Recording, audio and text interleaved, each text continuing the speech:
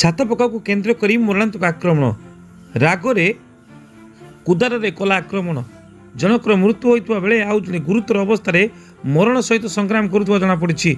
एभली अभावन घटना देखा मिली बालेश्वर जिला खैरा थाना हरिपुर गाँव में घर छात पक्का को केन्द्र कर घटी एभली तुमुल कांड।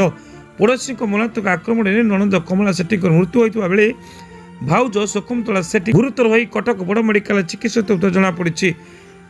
जनाए गतकाली हरिपुर ग्रामर सुरेन्द्र सेठी घर छात पड़ा लगी सेंट्रिंग करुवा बेले सेंट्रिंग समय पट्टा पड़ोशी मानस जेना सिमटम को खसी पड़ा। एथिरे मानस उत्तक्त हो आसी सुरेन्द्र भौणी कमला एवं भाउज शकुंतला को एक धारुआ अस्त्र हाणी पकाई। उभयंकर अवस्था गुरुतर होबारु खैरा पर भद्रक कटक मेडिकल निया जमापड़ी। गत राति सेठारे कमलांकर मृत्यु होता जमापड़ी। एने सुरेन्द्र खैरा थाना रे अभियोग करने पर खैरा पुलिस तदंत आरंभ करिछि। Bureau report Devgiri news.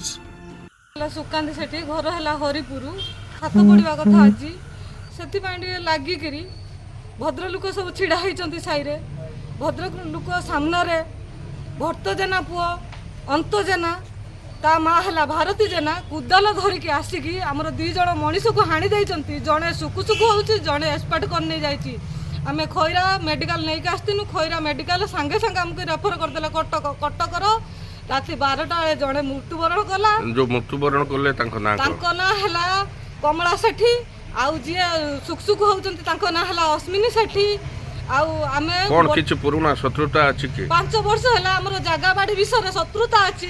Haripur रे अनाबादी श्मशान गुरुतर जगह सर बंद खाउचंती आम बंदोबस्त को दखल करके हमको मारपीट करचंती आम छुट्टा जाति बोले आम पाद तले हरिपुरिया सब मांडी दउचंती जति सब खंडायत लोक ब्राह्मण लोक जति सब अछंती 3 साइड हरिपुर आमको पाद तले मांडी दउचंती आम छुट्टा जाति बोली आमको एक्सेप्ट करूना कि कहीं कौन दाबी कौन रखिबो आम जगह बाड़ी की सब नहीं जाउचंती आम जगह बाड़ी स्कूल नउचंती आमको सारा न्याय दियो न नहीं ताकू फांसी खुंटारे झुलाओ आमको न्याय दियो आमको जदी न्याय न दबो आमे वर्तमान आमे सिए चली गले तांको साथरे सारा आमे भी चली जिमु समस्ते आमको पाद तळे रखी दउचंती सब बेले।